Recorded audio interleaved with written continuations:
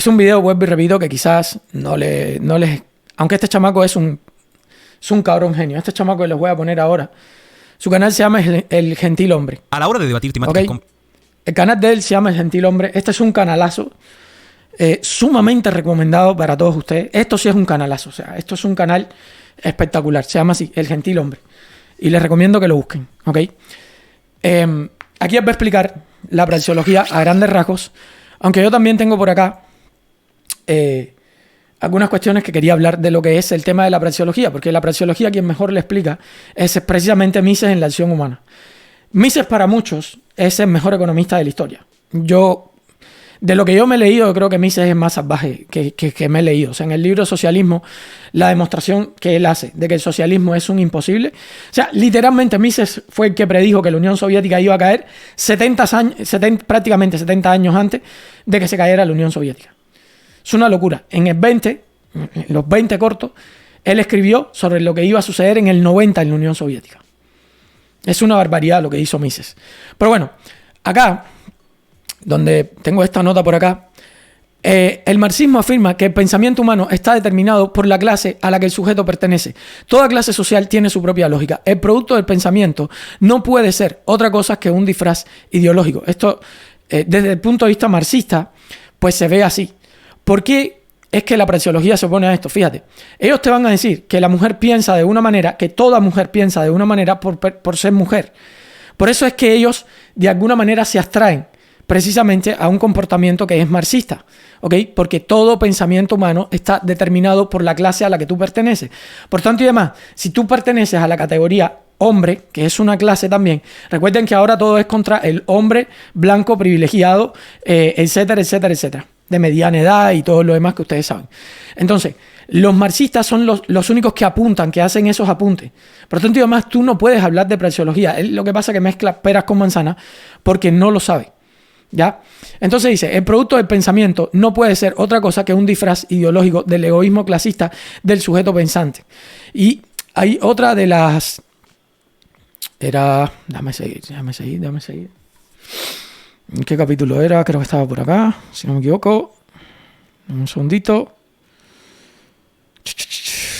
El eudonismo y el hedonismo afirman que esto, bueno, pues ya muchos red pillers pues a veces caen, a veces no, afirman que el malestar es incentivo de toda acción humana, procurando esta invariablemente suprimir la incomodidad.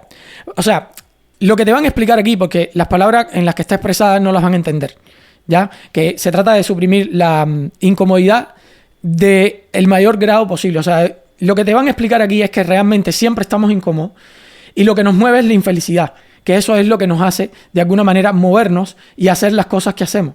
Por tanto, y además, a él lo que lo llevó a la red pill, precisamente, fue la incomodidad que él estaba sintiendo porque esta chica le hizo algo. Eso es lo que te explica, desde un punto de vista praxeológico, lo estoy explicando, ¿no? Ahora vamos a ver. Por otro lado, les quiero explicar ya rápido, discúlpenme que me estoy perdiendo aquí, pero es importante. Los axiomas que se manejan dentro de la praxeología. Ok, axiomas que se manejan. El ser humano actúa. Ese es el primer axioma que se maneja. Segundo axioma, el ser humano prefiere unas cosas a otras. Esto es otro axioma, ¿ya? Y sí, las mujeres prefieren de unos hombres a otros, por ejemplo. Eso es un axioma, sin ningún tipo de duda. Pero no se puede aplicar como, por ejemplo, el axioma que quiere poner de que el hombre sí puede ser infiel y la mujer no. Eso no es un axioma. Eso no es praxeología. Eso es simplemente algo que se inventó él. ¿Ok? Las mujeres sí eligen, igual que los hombres, eligen unas cosas por encima de otras. Esos son axiomas. ¿Se entiende lo que son los axiomas? Espero que se entienda, porque la praxeología se basa en axiomas.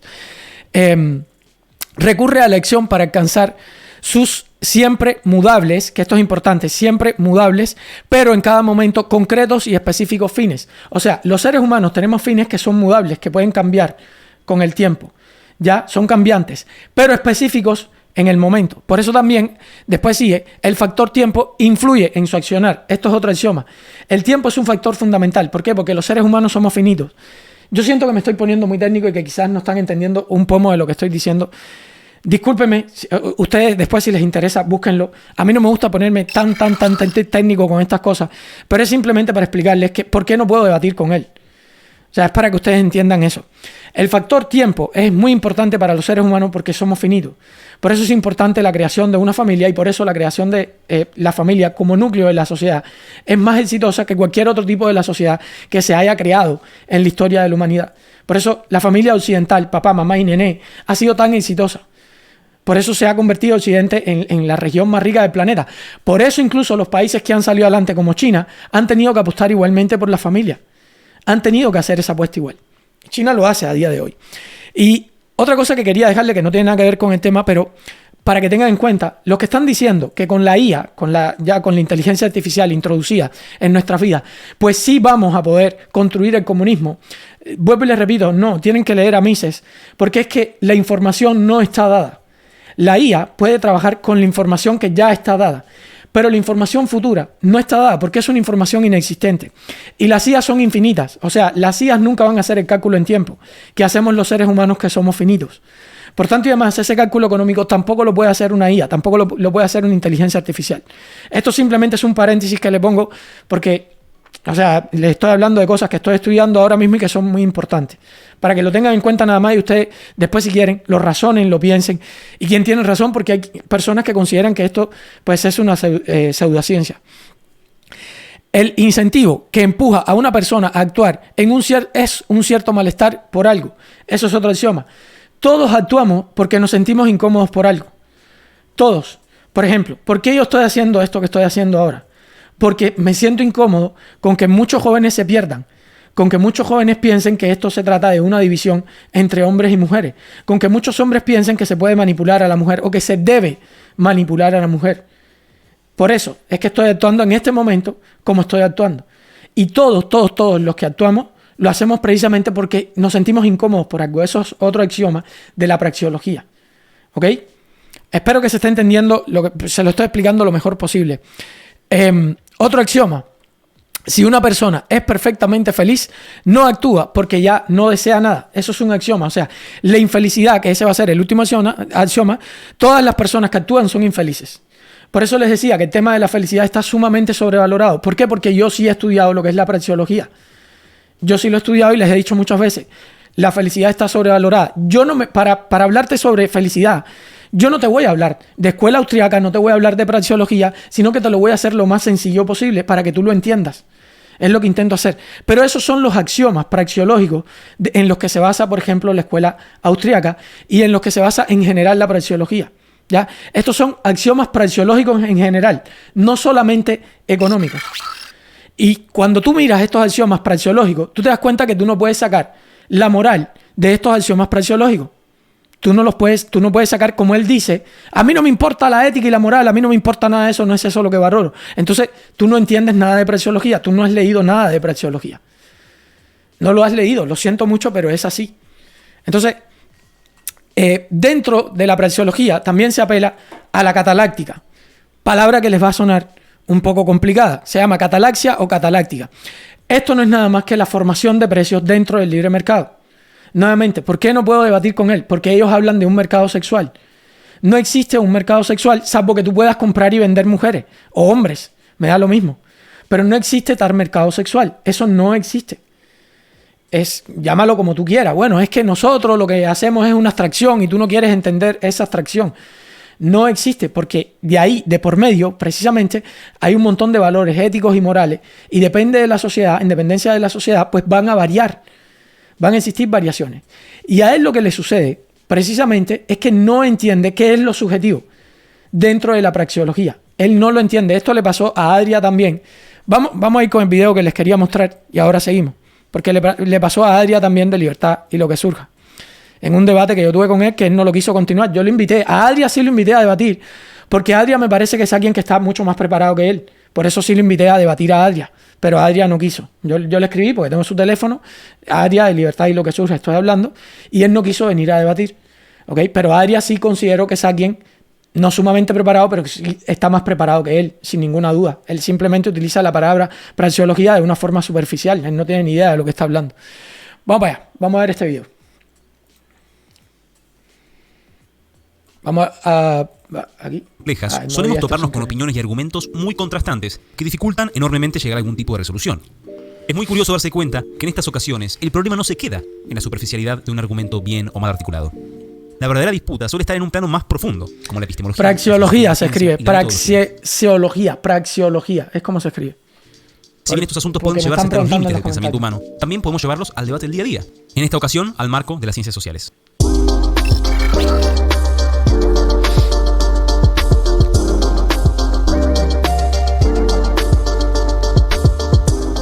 ¿La economía debe usar los mismos métodos que la física o la biología? Para la Escuela Austríaca de Economía, la respuesta es no. Claro, por eso les digo que no existe respaldo dentro de la praxeología. No, la praxeología no necesita respaldo de las ciencias duras. No lo necesita. Es una ciencia social y no necesita... Es un mix, en realidad. Pero no necesita ese respaldo. Por eso cuando él dice, no, hay que respaldarlo con estadísticas y no sé qué, en realidad él tiene razón cuando dice lo contrario. Pero como él dice las dos cosas al mismo tiempo, pues tú no sabes cuál es la verdadera y cuál es la falsa. La verdadera es la que él dice primero en el video, que no necesita ese respaldo. Aunque se la suele relacionar con el liberalismo y el país de Austria, el elemento que en realidad define esta escuela como tal es su particular respuesta a esta pregunta. Respuesta que está muy lejos de ser convencional, ya que esta choca con una teoría que predomina hace ya 2 siglos, el positivismo. Yo, por ejemplo, les he dicho muchísimas veces, yo no soy youth positivista, yo soy youth naturalista. Yo creo que todo el youth positivista es un esclavo en potencia. Así lo creo. Pero nuevamente, ¿cómo yo discuto este tipo de términos con él cuando él no ha estudiado estas cosas? Es absurdo, no puedo tener este tipo de debate. No lo puedo tener. Ya me ha pasado, me han entrado gente que entra a debatir y no sabe, por ejemplo, cuando yo hablo de naturaleza humana, creen que hablo de estado de naturaleza, porque no saben la diferencia de los términos. Cuando yo hablo de libertad negativa, no saben cuál es la diferencia de libertad negativa y libertad positiva, que es el positivismo. No saben, no entienden esas cosas. Entonces no puedo ir a un debate así, porque ya me he dado cuenta que tengo que ir para atrás y para atrás y para atrás y para atrás y te enredas de tanto intentar explicar las cosas. No puedo. Pino afirma que todo conocimiento válido debe provenir del método científico, o en proposiciones más extremas, que toda verdad debe ser empíricamente verificable. De esta manera, las ciencias naturales serían los únicos métodos apropiados para cualquier tipo de investigación. Por este motivo, los denominados iniciadores del positivismo, como el conde de Saint-Simon y Augusto Comte, extrapolaban el marco metodológico de la física a las ciencias sociales. En el caso de Comte, creó el término sociología, pretendiendo fundar una física social, un conocimiento indiscutible de la sociedad usando la estructura y la lógica de la mecánica newtoniana. Para Saint-Simon, del cual ya hablamos en un... El positivista, de alguna manera, lo que intenta es, precisamente a través de la lógica, pues lograr un sistema perfecto. Eso es lo que intenta hacer un positivista. Vamos a ir. Un video sobre el socialismo premarxista. La sociedad perfecta llegaría mediante la planificación y dirección estatal. Y por eso es que no soy positivista, porque se necesita del positivismo para llegar a la perfecta planificación. Esto es lo que cree un comunista, que hay una mente privilegiada ahí arriba que es mucho más inteligente que todas las mentes que están alrededor, que puede de alguna manera formar un sistema perfecto, crear un sistema perfecto. Esto es Fidel a la cabeza de Cuba creyendo que puede lograr absolutamente todo. Por eso los que dicen, tú siempre estás obsesionado en todo lo relacionado con el comunismo. No, es que aunque ustedes no lo crean, sí tienen una relación lo que él está diciendo con esto que yo estoy diciendo. Lo que pasa es que llevarlos a ese punto lleva una explicación muy larga e incómoda de hacer y poco popular, que a poca gente le interesa. Se suele presentar a la economía como la búsqueda de relaciones constantes entre distintos elementos mecánicos que mediante la experimentación nos permite elaborar ecuaciones matemáticas para la resolución de problemas concretos. Exactamente, por eso Mises usa la praxeología y les dice, no importa cuántos cálculos ustedes hagan, las crisis van a seguir existiendo precisamente mientras sigas en un sistema keynesiano. Las crisis van a seguir estando ahí. Y luego Hayek, que fue quien le rebatió todo a Keynes, le siguió rebatiendo y le dijo, las crisis van a seguir estando ahí. No importa cuánto te esfuerces en crear el sistema perfecto basado en tu lógica, porque tú no sabes lo que la gente quiere. Tú no estás dentro de la cabeza de las personas. Y esto es lo que es subjetivo, el valor. Todo lo demás, no es que todo en la vida sea subjetivo. La moral no es subjetiva, el bien y el mal no es subjetivo. Esto lo he hablado en otros videos. Esto es lo que no entienden estos chicos. Por eso, vuelvo y repito, no me interesa ese debate. Pero, ¿qué es entonces la economía para la escuela austríaca? Para Ludwig von Mises, la economía es el área mejor estudiada de la ciencia general de la acción humana, la praxeología. ¿Qué tipo de ciencia es la praxeología? Se escribe así, praxeología, para las que no supieran cómo se escribía. Praxeología se escribe así. La praxeología es una ciencia fáctica, axiomática, deductiva. Desenredemos esto. También el hecho de que sea deductiva es importante. Estos son los axiomas de los que yo les estaba hablando. Se deduce de que el hombre toma acciones.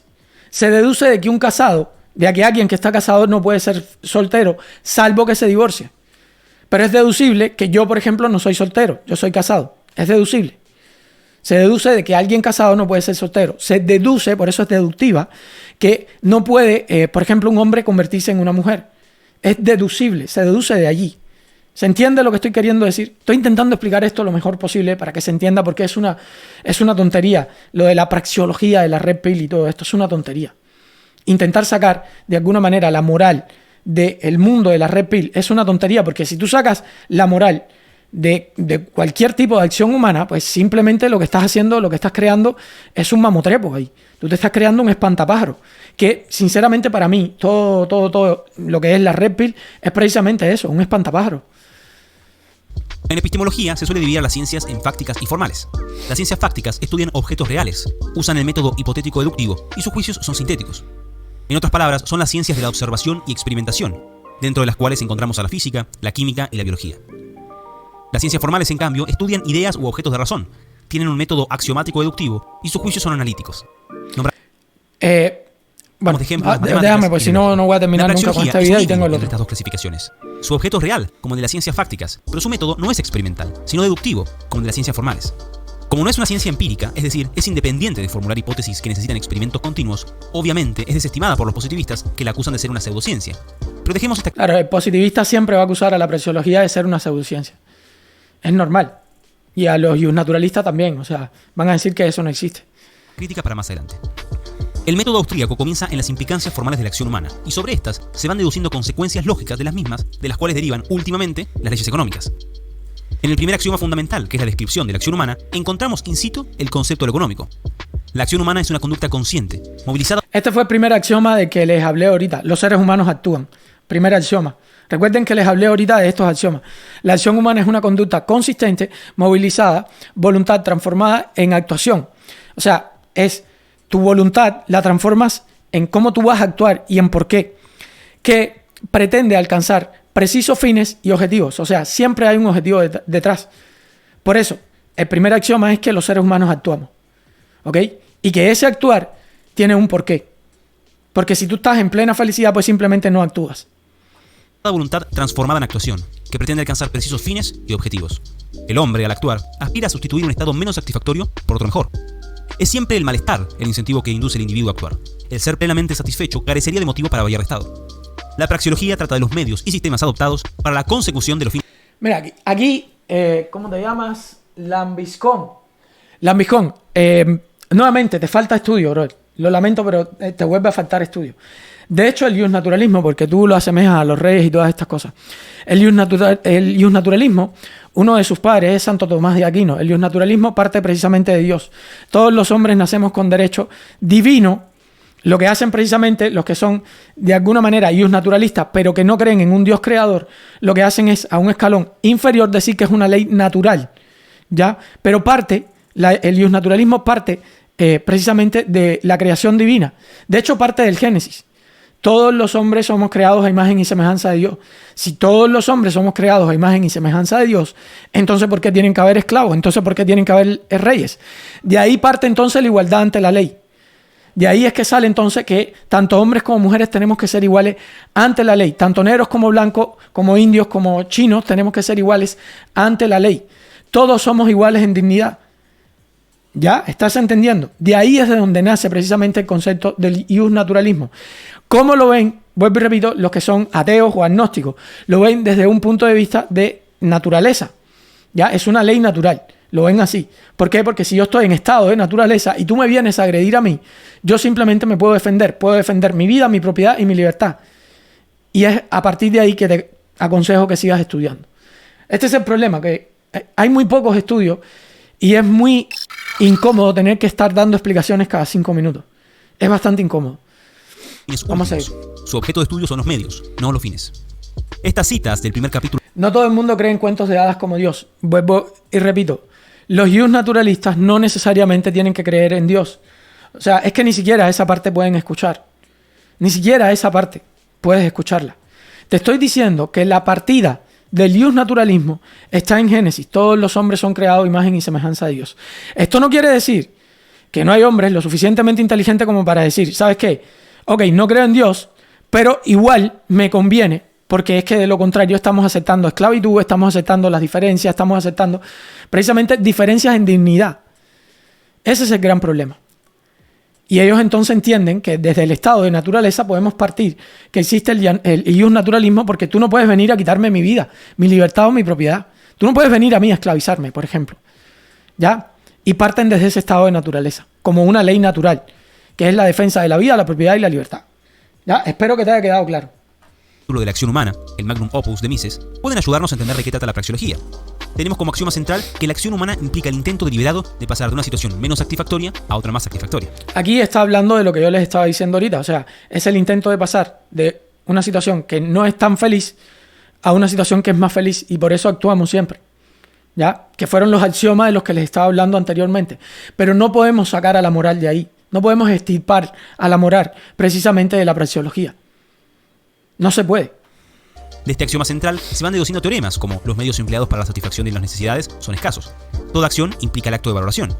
La ganancia es la diferencia positiva entre la situación lograda y la situación abandonada. Este es el pensamiento lógico. Te conviene asegurar tus derechos nazcan donde nazcas. Eso es lo que piensa un hombre inteligente. ¿Cuál es tu nombre? RRMM. Bueno, RRMM, tienes mucha razón, que es por lógica que muchos, aunque no crean en Dios, deciden ser ius naturalistas, porque te conviene asegurarte que donde sea que tú hubieses nacido, hubieses tenido los mismos derechos y les puedas garantizar a tus hijos, a tu descendencia en general, esos mismos derechos. ¿Ok? ¿Se entiende? Espero que se esté entendiendo ahora. Toda acción humana implica la satisfacción de necesidades prioritarias utilizando los medios que mejor conduzcan al fin, etc. El análisis y justificación de todos los teoremas y sus consecuencias en el marco social es obviamente exhaustivo de presentar, pero es fundamental para entender los fenómenos económicos, que es el mercado, el dinero, los precios y el interés, o cómo se crea la riqueza y las depresiones económicas. La Escuela Austríaca de Economía, de todas maneras, no pretende defender un modelo económico o político en particular, sino que simplemente se limita a brindar un esquema lógico para entender de manera genético-causal cómo funciona la economía desde la acción humana. Por eso debemos traer a colación que los economistas austríacos no son necesariamente liberales.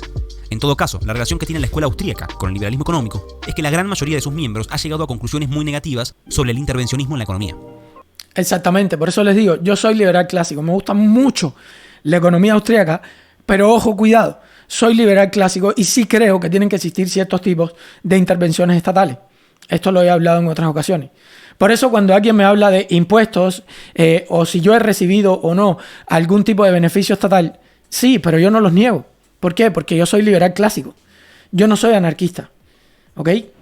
Esa es la diferencia. Yo sí creo que tienen que existir ciertas intervenciones estatales. A continuación, describiremos dos elementos representativos de la metodología austríaca a la hora de abordar los fenómenos económicos. La primera es el individualismo metodológico, presente ya en la primera publicación de esta escuela, Principios de Economía Política de Karl Menger, publicada en 1871. Este sostiene que a la hora de analizar los fenómenos sociales, la unidad de análisis es la acción individual. Claro. ¿Qué significa que la unidad es la acción individual? Que la acción siempre va a depender de una sola persona. Por ejemplo, pudiéramos decir que Estados Unidos le lanzó una bomba nuclear o dos bombas nucleares a Japón en el 1948. La realidad de la praxeología lo que hace es dividir toda la cadena de mando que existe hasta decir, el piloto del avión o los pilotos de los aviones, fulano de tal y mengano de tal, lanzaron una bomba atómica en cierta localidad de Japón, en esta localidad específica de Japón, matando a fulano, mengano, ciclano, esperancejo y así hasta llegar a las cerca de 250.000 personas que murieron producto de este acto. ¿Ok? Se llega siempre hacia esa cadena de mando. ¿Por qué? Porque esa cadena de mando se puede de alguna manera dilucidar que puede existir alguna ruptura dentro de esa cadena de mando. Muy probablemente yo no pudiera ser el piloto de esos aviones porque ni en pedo le iba a lanzar una bomba nuclear a nadie. Entonces, de ahí podemos sacar de alguna manera, ¿no?, esa cadena de lógica hasta llegar al punto en el que el hombre que estaba ahí sí estaba dispuesto a lanzar la bomba nuclear. Entonces, por eso siempre en la praxeología te lleva al individuo.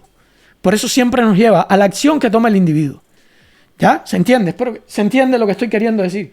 Estoy tratando de simplificar lo más posible esto y de explicárselo de una manera, yo que sé, que se pueda entender.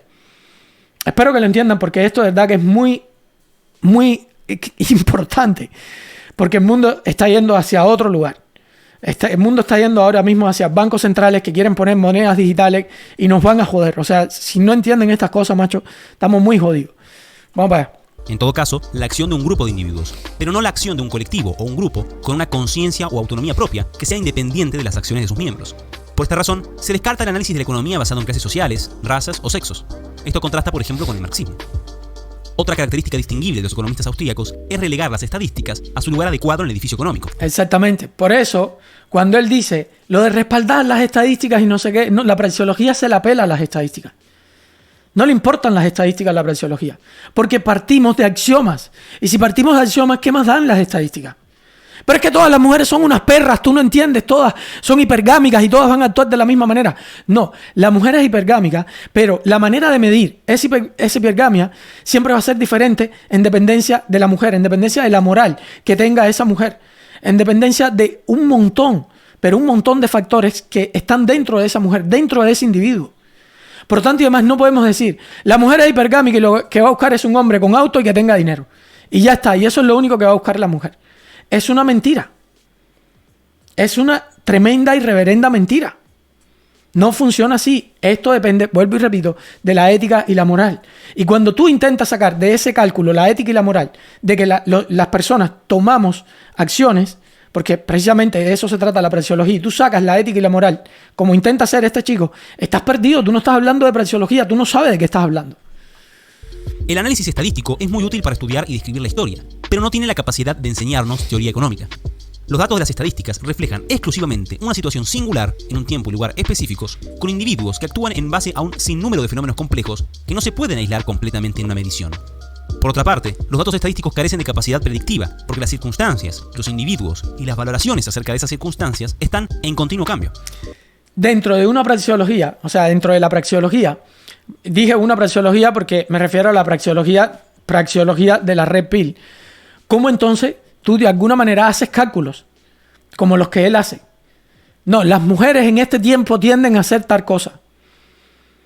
No, es que no, de hecho, no se atreve un economista austriaco, casi nunca, y si lo hace no es austriaco, a tirar, de alguna manera a tirar predicciones. El cálculo del PIB, no, eso no lo hace un austriaco nunca. Un austriaco no lo hace porque no sabe si mañana va a haber una recesión. Un austríaco no lo hace porque no sabe si realmente, si yo caigo en la pobreza, o una persona que estudia la praxeología no lo hace porque no sabe cuál es la naturaleza de mi esposa y no sabe si yo mañana caigo realmente en la pobreza, si mi esposa me va a dejar o no. No sabe cuál va a ser la forma de actuar de mi esposa. No lo sabe. Por eso no hacen los juicios de valor que ellos sí están haciendo, que él sí hace.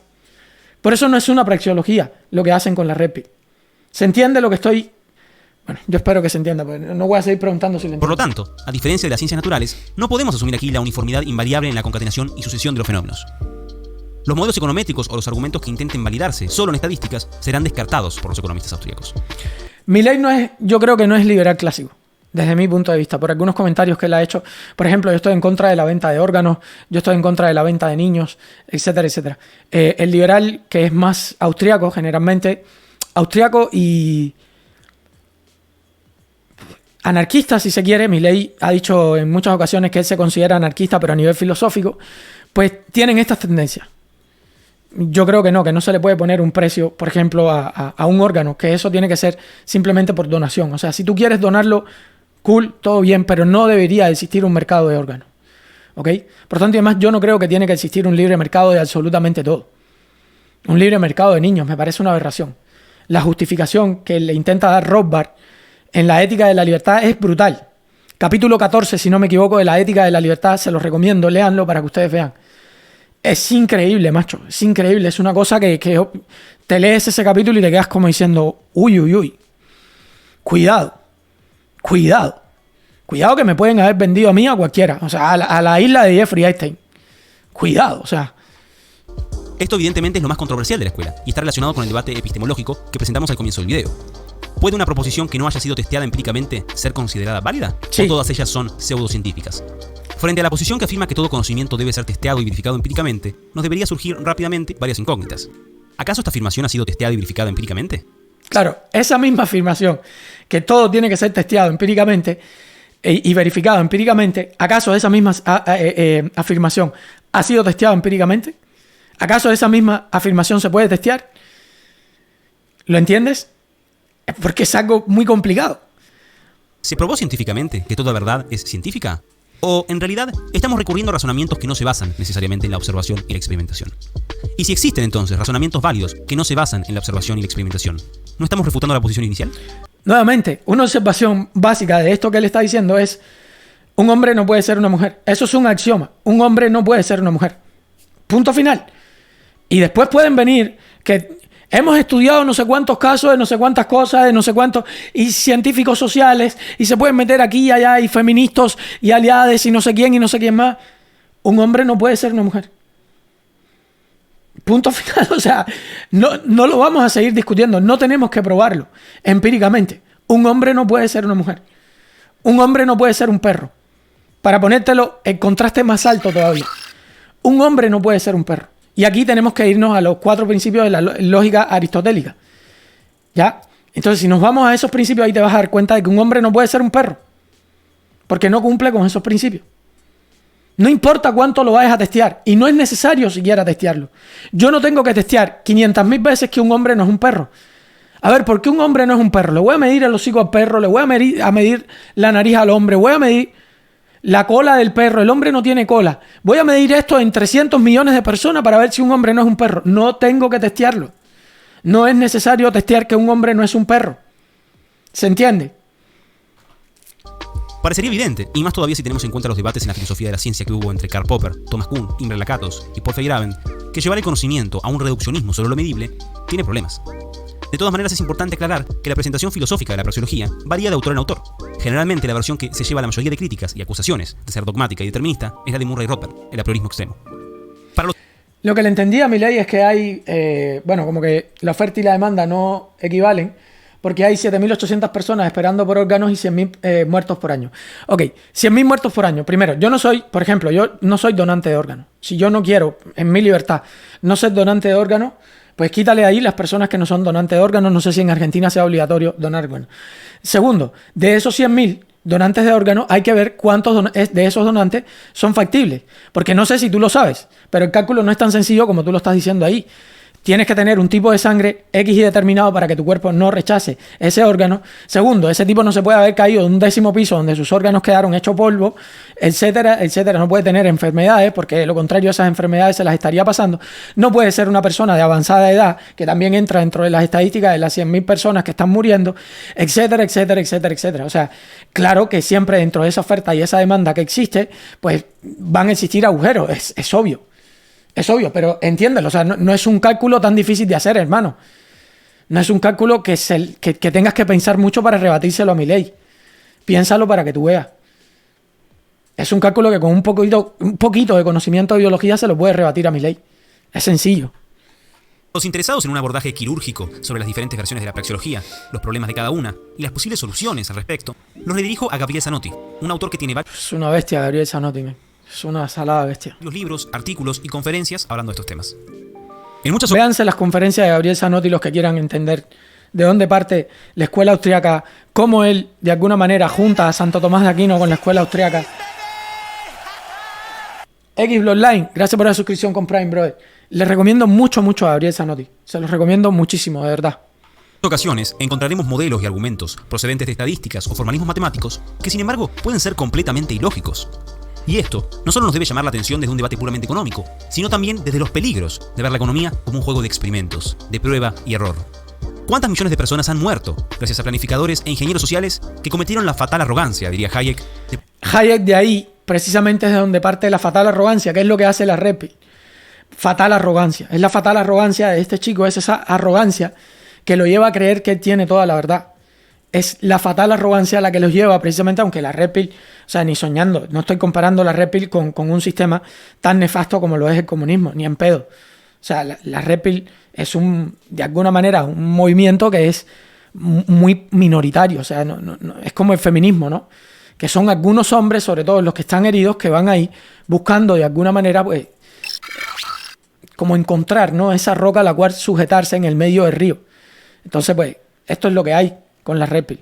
Pero, por ejemplo, la fatal arrogancia de los comunistas ha sido enorme. Y por eso le fui directamente a la acción humana de Mises para enseñarle cómo los comunistas son los que dicen directamente que por tú pertenecer a un colectivo, entonces tú vas a accionar de cierta manera. Por eso te dicen, si tú eres negro, no puedes votar a la derecha. Si tú eres inmigrante, no puedes votar a la derecha. Porque ellos lo ven de esa manera. poner en marcha sus modelos, ignorando por completo la naturaleza de la acción humana. ¿Cuántos gobernantes de nuestra actualidad han puesto en marcha políticas que llevaron a sus países de un relativo bienestar a la escasez y el hambre? ¿Cuántos autores han caído en la trampa de reducir la acción humana a un par de ecuaciones, proponiendo salidas a nuestros problemas que en realidad parecen o sacados de una novela distópica o... El valor trabajo es exactamente eso. Es intentar hacer un cálculo económico con lo que son millones, a día de hoy, 8.000 millones de personas sobre nuestro planeta Tierra tomando decisiones. Hay hombres que se creen más inteligentes y que creen que tienen que gobernarlos a ellos y que ellos tienen que consumir lo que ellos quieran y que ellos tienen que tomar las decisiones que ese pensador, ese fatal arrogante, decida. Es precisamente eso de lo que va la fatal arrogancia. Un cuento de hadas. Frente a estos casos, recordemos a la escuela austríaca, ya que sus deducciones lógicas quizás sean mucho más útiles que la gran mayoría de propuestas y diagnósticos que leemos en nuestros diarios. Deja tus opiniones, ideas y propuestas en los comentarios. Yo les recomiendo mucho el canal del Gentilhombre, gente. Mucho, mucho, mucho. O sea, el canal del Gentilhombre es un canal que tienen que seguirlo, de verdad. Es importante que sigan ese tipo de canales para que aprendan. Es sumamente importante.